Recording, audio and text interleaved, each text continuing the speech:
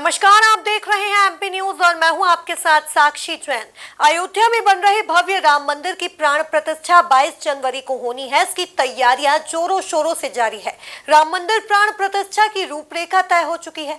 15 जनवरी से 22 जनवरी तक कई अनुष्ठान होंगे, लेकिन इन सब के बीच देश की सियासत में बयानबाजी का दौर शुरू हो गया है, जिसकी अधिक जानकारी के लिए हमारे साथ हमारे संवाददाता संदीप जुड़ गए हैं। संदीप, 22 जनवरी को राम मंदिर की प्राण प्रतिष्ठा होगी।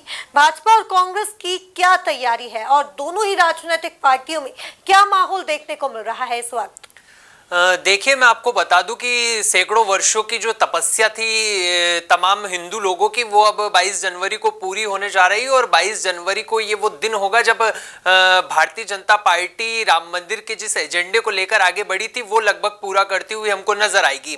22 जनवरी को राम मंदिर के प्राण प्रतिष्ठा होनी है और मूर्ति की भी प्राण प्रतिष्ठा होनी है। ऐसे में अब दोनों ही जो राजनीतिक पार्टियों के नेता हैं उनकी ओर से बयानबाजी का जो दौर है वो शुरू हो चुका है। भारतीय जनता पार्टी एक और जहां आयोजन को भव्य और दिव्य बनाने की तैयारी कर रही है, तो वही दूसरी ओर कांग्रेस भी इससे अपना सियासी लाभ जुटाने की ओर अग्रसर दिखाई दे रही है।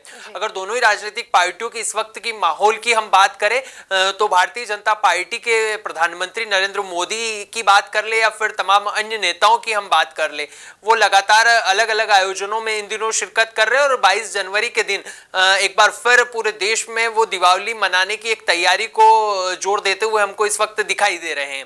तो वही कांग्रेस के आला नेताओं के जिन जिन के पास भी प्राण प्रतिष्ठा की जो निमंत्रण पत्र है वो पहुंचे, तो कहीं ना कहीं जो कांग्रेस है वो इससे दूर दिखाई देती हुई नजर आ रही है और प्राण प्रतिष्ठा में जाने को लेकर वो तैयार नजर नहीं आ रही है। हम बात कर ले सोनिया गांधी की या फिर राष्ट्रीय अध्यक्ष मल्लिकार्जुन खड़गे की या फिर राहुल गांधी की, ये तमाम वो नेता है कांग्रेस के जो कहीं ना कहीं राम मंदिर की प्राण प्रतिष्ठा में शामिल नहीं होंगे। और इन्होंने जो प्राण प्रतिष्ठा समारोह का जो आयोजन है जो 22 तारीख को होगा, उसको लेकर इन्होंने आरएसएस का एक कार्यक्रम बताया और भारतीय जनता पार्टी को इसका एक कार्यक्रम इसको करार दिया है। यानी कि कुल मिलाकर कहा जा सकता है कि जहां एक और भारतीय जनता पार्टी इसको भव्य और दिव्य बनाने की कोशिश कर रही, तो वही दूसरी ओर जो कांग्रेस है वो भी इसको राजनीतिक एजेंडे के रूप में पेश करती हुई नजर आ रही है। अब देखना होगा कि जैसे जैसे तारीख पास आती जाती है वैसे वैसे और क्या नए बयानबाजी का दौर मध्य प्रदेश सहित पूरे देश में देखने को मिलता है और किन किन नेताओं के बयान सामने आते हैं। जी संदीप, लोकसभा चुनाव आने को है, ऐसे में राम मंदिर का मुद्दा कितना अहम माना जा रहा है? देखिए, राम मंदिर का मुद्दे की अगर हम बात करें तो आने वाले दिनों में लोकसभा का एक बड़ा महापर्व पूरे देश में देखने को मिलेगा। और जिस तरीके से भारतीय जनता पार्टी ने इसको लेकर एक अपनी तैयारी की, और अगर भारतीय जनता पार्टी के हम अंदरूनी चीजों की बात कर ले, एमपी न्यूज के सूत्र की बात कर ले, तो भारतीय जनता पार्टी राम मंदिर को कहीं ना कहीं लोकसभा चुनाव में इसको मुद्दा बनाती हुई भी नजर आएगी।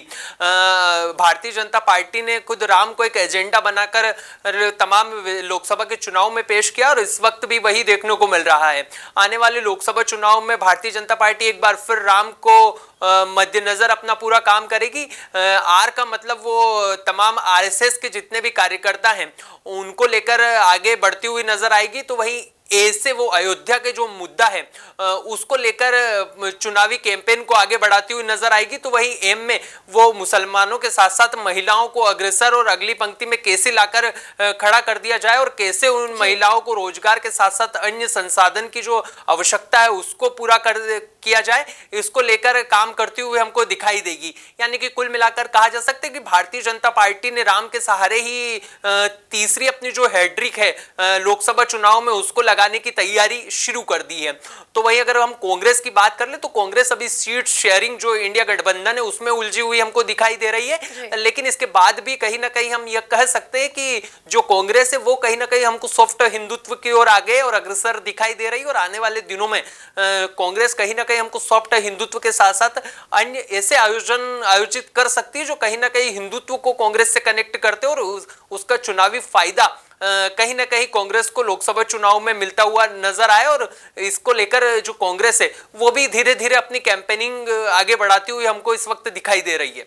जी, क्या लगता है संदीप कि राम मंदिर का मुद्दा लोकसभा चुनाव में कितना वोट बैंक के लिए असरदार होने वाला है? देखिए, अगर वोट बैंक की बात कर ले तो शुरुआती दिनों से ही भारतीय जनता पार्टी का वोट बैंक हिंदुत्व ही एजेंडा रहा है और लगातार भारतीय जनता पार्टी विधानसभा के चुनाव की बात कर ले, अलग अलग राज्यों में, या फिर लोकसभा के चुनाव की बात कर ले, या फिर अन्य चुनावों की हम बात कर ले, भारतीय जनता पार्टी का एक एजेंडा और बड़ा एजेंडा हिंदुत्व रहा है। और जिस तरीके से भारतीय जनता पार्टी स्टार्टिंग के दिनों से, यानी लालकृष्ण आडवाणी और तमाम पुराने चेहरों से लेकर अब तक नरेंद्र मोदी तक के चेहरों तक, जिस तरीके से उन्होंने हिंदुत्व के एक एजेंडे को एक सूत्र में पिरोया, ये कहीं ना कहीं सार्थक होता हुआ भी हमको लगभग अब दिखाई देता हुआ नजर आ रहा है। जिस तरीके से 2 लोकसभा सीट से अब भारतीय जनता पार्टी पूरी विश्व की सबसे बड़ी राजनीतिक पार्टी बनकर उभरी है, ये कहीं ना कहीं सराहनीय कदम है। और जिस तरीके से राजनीति में उन्होंने हिंदुत्व को एक जगह दी और जिस तरीके से वो मुद्दों को आगे लेकर जाते हैं, ये कहीं ना कहीं सराहनीय है। आने वाले दिनों में देखना होगा कि दोनों ही राजनीतिक पार्टियों में से किस राजनीतिक पार्टियों को हिंदुत्व का आशीर्वाद मिलता है और कौन लोकसभा चुनाव में जीत दर्ज कर पाता है। लेकिन अभी जो फिलहाल वक्त जो अभी का माहौल है, उससे ही कहा जा सकता है कि कहीं ना कहीं भारतीय जनता पार्टी कांग्रेस से आगे निकलती हुई हमको दिखाई दे रही है। और हिंदुत्व के सहारे ही सही, लेकिन कहीं ना कहीं जो भारतीय जनता पार्टी है वो कांग्रेस से 4 कदम आगे लोकसभा चुनाव की तैयारियों की बात कर ले या फिर अन्य चीजों की हम बात कर ले, उनमें हमें आगे नजर आ रही है। तो देखा जाए तो राम मंदिर की प्राण प्रतिष्ठा को लेकर अब सियासत का दौर भी शुरू हो गया है, जिसको लेकर अब ये देखना होगा कि ये लोकसभा चुनाव में राम मंदिर का मुद्दा कितना अहम साबित होता है और कितना वोट बैंक के लिए अहम होता है। तब तक के लिए आप बने रहिए एमपी न्यूज के साथ। नमस्कार।